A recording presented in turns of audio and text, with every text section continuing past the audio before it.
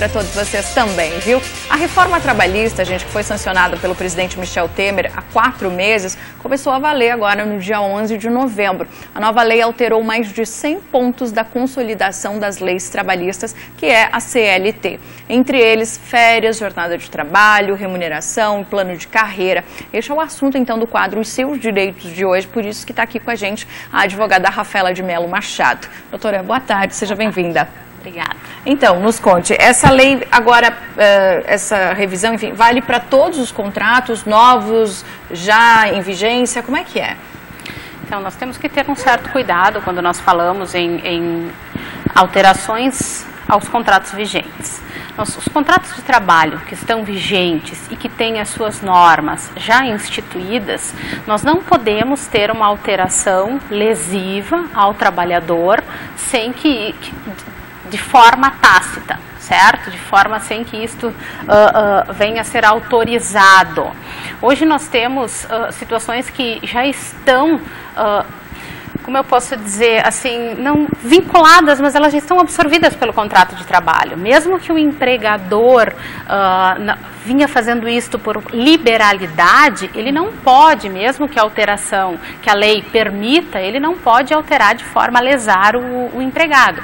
Então, nós temos que ter um certo cuidado quando nós falamos em contratos vigentes. Claro que nós temos situações em que a lei trouxe uma alteração e que se aplica de imediato, como, por exemplo, o período que você levava até o local de trabalho com transporte fornecido pela empresa, as horas in itinere, e isto estava determinando como hora à disposição do empregador. Então, ele já vinha fazendo o pagamento dessas horas in itinere. Com a legislação nova, a legislação diz que não é tempo à disposição do empregador. Então, a pessoa deixa de ter o direito das horas in itinere a partir da entrada em vigor da lei, certo? Mas nós temos que ter um certo cuidado. Existem, por exemplo, algumas categorias que têm acordos vigentes, e nesses acordos ou convenções coletivas há uma limitação de período de horas in itinere.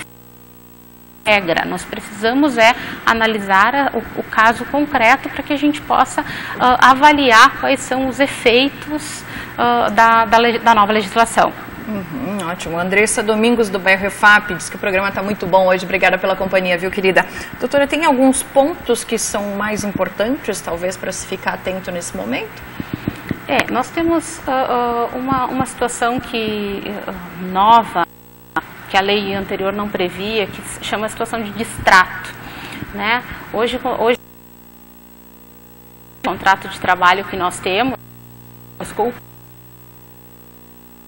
onde então o empregado pedia demissão, cumpria o aviso prévio, ou então indenizava a empresa o aviso prévio e saía com as suas verbas rescisórias, décimo, férias, saldo de salário. Ou então ele era, no momento em que a empresa, a indenização, né, então desse aviso prévio, conforme o período de contrato dele, considerando 3 dias a cada ano de contrato de trabalho, férias, décimo, fundo de garantia, indenização de 40% do fundo de garantia e guias para o seguro-desemprego. Outras 2 modalidades, justa causa. Tanto é a rescisão indireta, que é a justa causa aplicada pelo empregado, e a justa causa aplicada pelo empregador. A nova legislação, ela traz o distrato. O que é o distrato?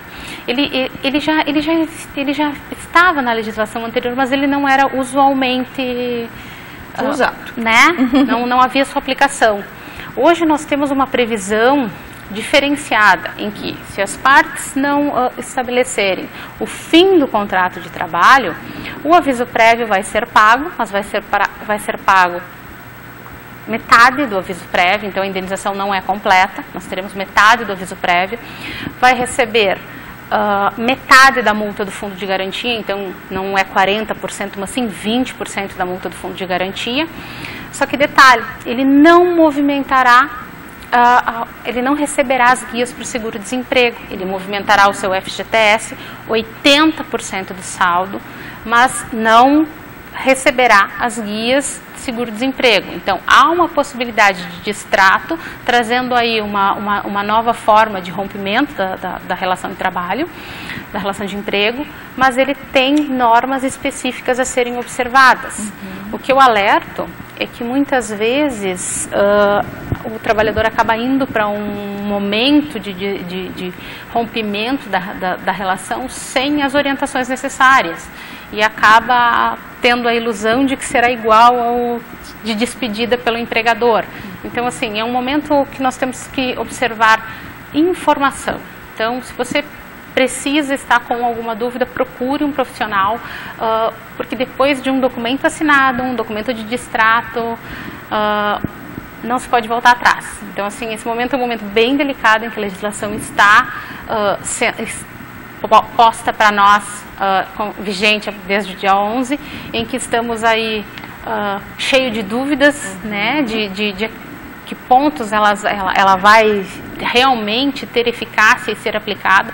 Estamos aí com os tribunais todos se manifestando, a magistratura do trabalho toda se manifestando, porque tem muitos pontos controvertidos. Nós temos assim situações, essa da hora in itinere é uma situação de perda de direito, então nós temos aí muitas situações que precisam de um período, né, para que a gente possa, a lei está posta, mas a interpretação não.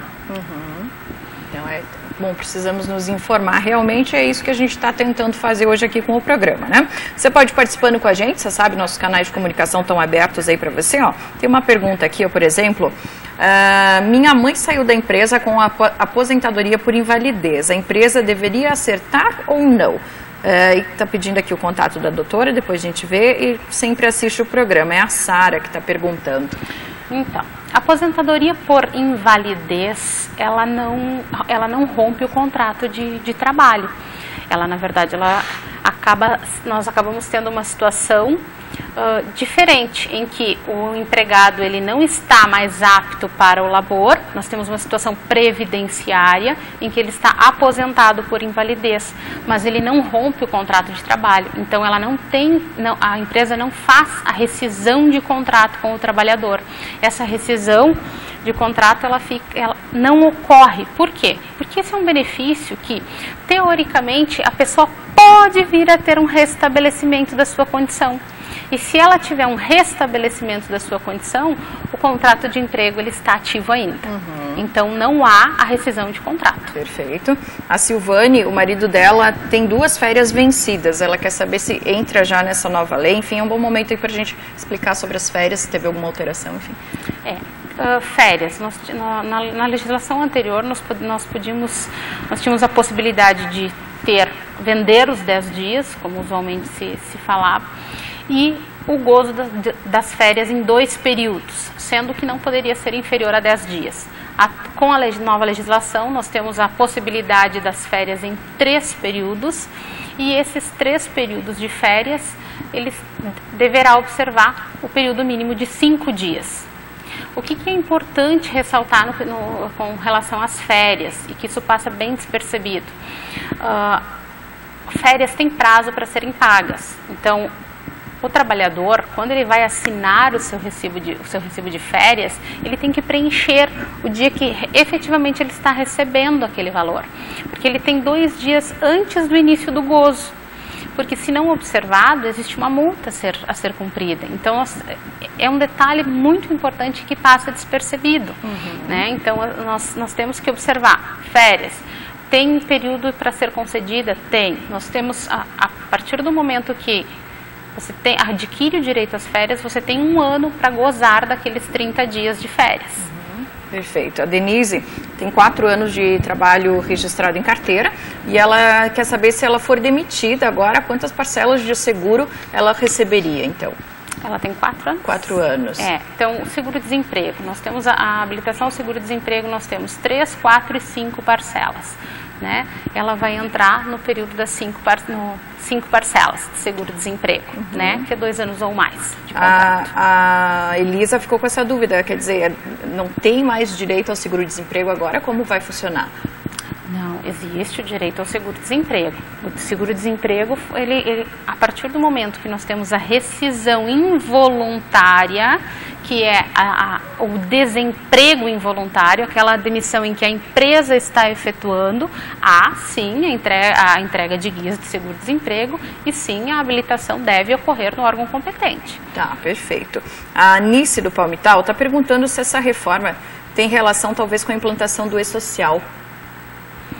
Não, na verdade a reforma trabalhista ela vinha tramitando já no Congresso de uma forma muito tímida, com poucos artigos, e de repente nós tivemos essa tramitação rápida com todos esses artigos e trazendo muita precarização da relação de emprego, né? Perfeito.